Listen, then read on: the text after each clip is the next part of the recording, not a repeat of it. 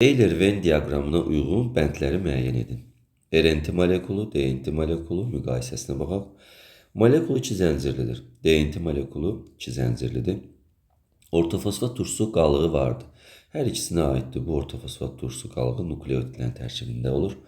Karbohidrat qalığı ribozadır. Riboza deyirsə, ribonuklein turşusuna aiddir. Adı buradan götürülübdür. Adenin azotlu əsasında oksigen yoxdur. Yəni, oksigen yoxdur deyirsə, adenin azotlu əsasında.